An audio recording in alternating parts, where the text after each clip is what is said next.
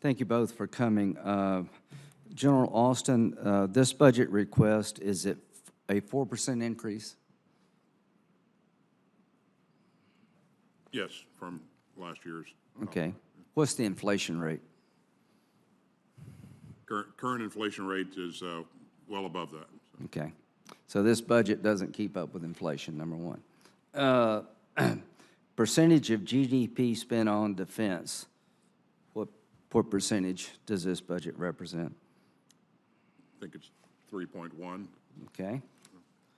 How many times have we been below 3% since World War II? I don't know, Senator. Well, you need to look it up. 1940, 1999, 2000, 2001. In the 10-year window, the fiscal year defense plan in year 10, 2032, what percentage of GDP will be spent on defense? In the 10-year window? Yeah, FY 32. The trajectory on, where will we be in FY 32? We should be a bit above where we are right now. Now we're at 2.4% if the numbers I've been given are right. So over time, we spend less historically than we've ever spent.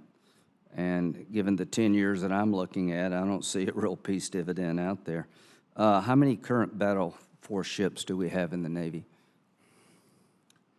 It's, I think it's We have 296. 93. We have 11 aircraft carriers. How many ships does China have? I think the latest number was around 400. Yeah, 355.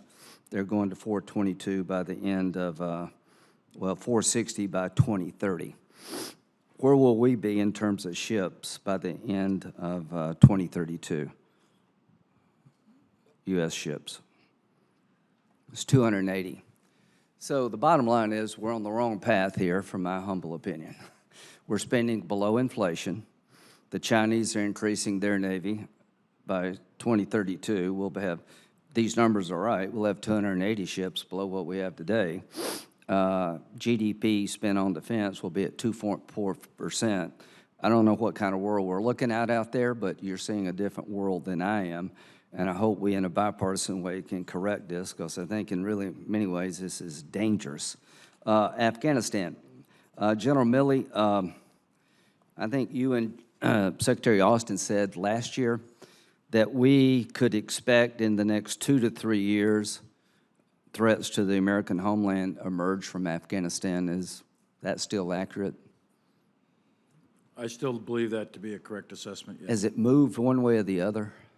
We're seeing initial indications, as you have seen in the media as well, and you're privy to some of the intelligence, which I won't go over here, but ISIS and other groups are trying to put themselves back together. They have not succeeded yet, Yeah. And they have not yet presented a threat to the U.S. homeland, but we are watching that very, very closely. And if they raise their head and do present a threat, then we'll take appropriate action. Is our over-the-horizon capability to just monitor Afghanistan sufficient? I think we have room to improve, to be sure. We do have I don't want to do over-the-horizon anything capability. right. I'm classified here, but our ISR presence in Afghanistan, I think you'll be shocked to know what it is and where it's headed. To both of you, you advocated for troops to remain in Afghanistan. Is that correct? It's the president's decision, but that was the position of both of you. Is that correct? I want to be clear, Senator, I support the president's decision. I know, but the recommendation you gave, I want to be clear, was it would be better off to have a residual force. Is that accurate?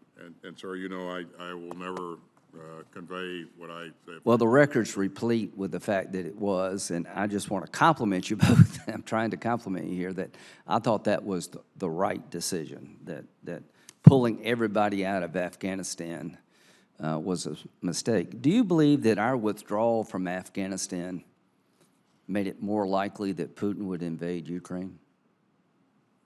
I think that President Putin made his decision to invade Ukraine long before we pulled out of Afghanistan, to be very, very candid. Why didn't he do it before? Why didn't he do it before? Yeah. I think he was preparing the force. Last year, he ran a very, very large exercise and in getting the force ready. Why did they invade Crimea when they did? In 2014? Yeah. can't answer that question right now. Well, I think it's because. I've got a theory here. Say again? That, with all due respect, that Afghanistan sent the worst possible signal to our adversaries and our allies. President Biden and Secretary Blinken have said they have no regrets regarding our withdrawal from Afghanistan. Secretary Austin, do you have any regrets? Senator, as I said, I support the president's decision. Okay. And again, you know, I've What about you, General Milley? I deeply regret the loss of 13, 11 Marines, 1 sailor, and 1 But, soldier. yeah, I do too. I regret the loss of everybody we've lost over there and all the wounded. But do you have any regrets in terms of our national security, that maybe we made the wrong decision? Senator, I'm a soldier, and I execute the decisions that I'm told to make. And I don't think at this point it's helpful for me to Okay. express regret or not. I execute Fair the enough. decision. So I want to work with you both. Chairman Durbin's been great on Ukraine. We want to do more, not less. We want to send a signal we're in it to win it. And I appreciate the robust response. It's getting better every day, so thank you both. In terms of the budget before us is inadequate to the threats we face, and over time is a disaster, and I'd like to fix it. Thank you.